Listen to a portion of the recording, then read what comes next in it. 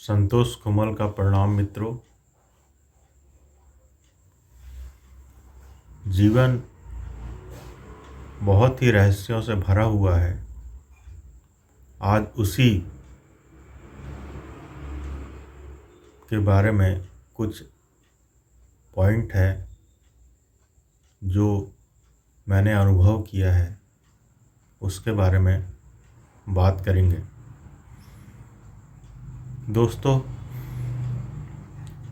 कृत्य और भाव ये दो चीज़ें हैं। एक कृत्य है और दूसरा भाव। कृत्य ऊपर ऊपर होता है और भाव जो है गहरे गहरे में जाता है। हमारे सामने कोई भी परिस्थितियाँ आती हैं, उस वक्त कृत्य तो दूर हो जाता है और हमारा जो भाव रहता है वो प्रकट होता है।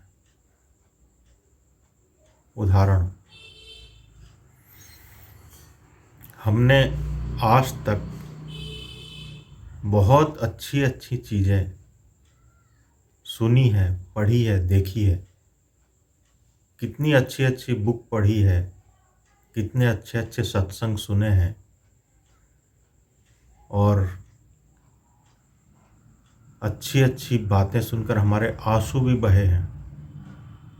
किसी भी फिल्म में आप गए होंगे और वहाँ पे भावनात्मक दृश्य देखकर आप आते होंगे और वहीं पे आँख गीली हो जाती होगी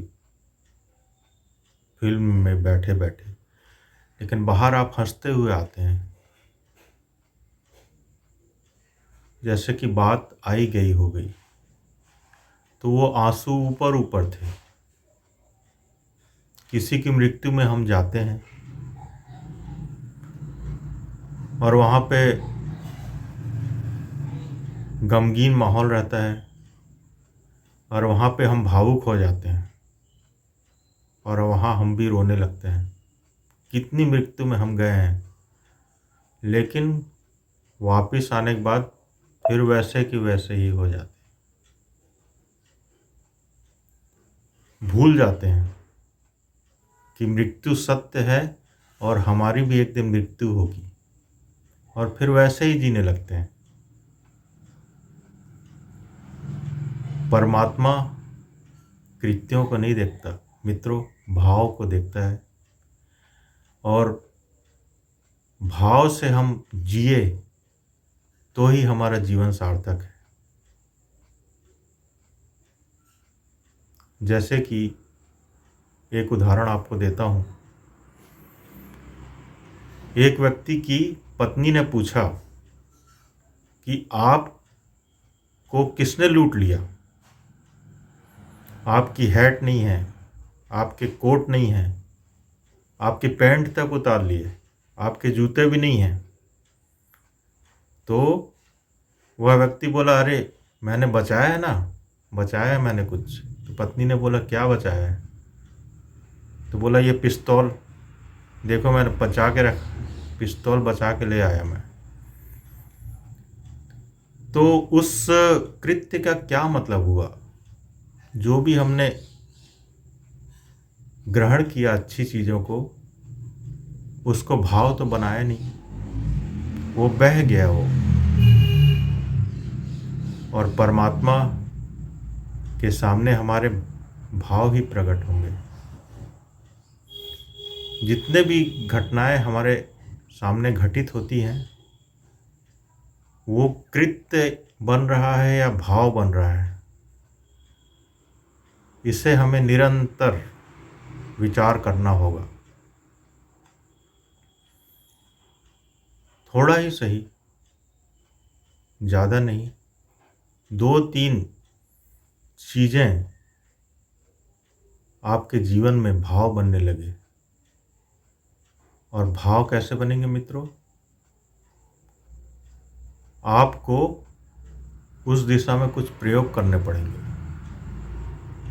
जैसे कि 2 या 3 प्रयोग, अभी समय कम है इसलिए मैं आपको 2 या 3 प्रयोग ही बताऊंगा कि भाव कैसे हम भावनापूर्ण रहें, तो आप उथला उथला कोई काम ना करें।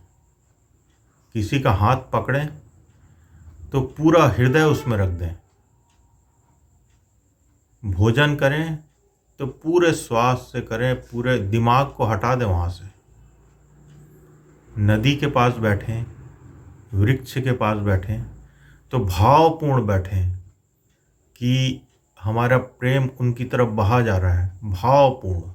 आप देखेंगे कि आपका हृदय बहने लगा और भाव ही आपको वो संतुष्टि, वो संतोष,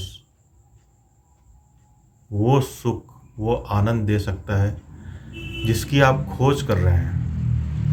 तब आपको एक सूखी रोटी भी उतना ही आनंद देगी जितना एक 56 भोग भी नहीं दे सकता।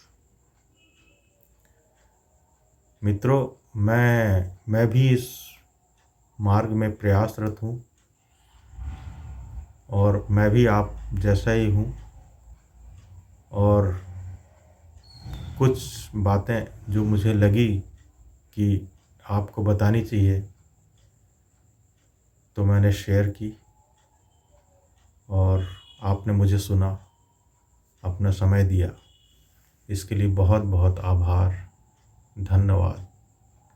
सभी का मंगल हो। प्रणाम।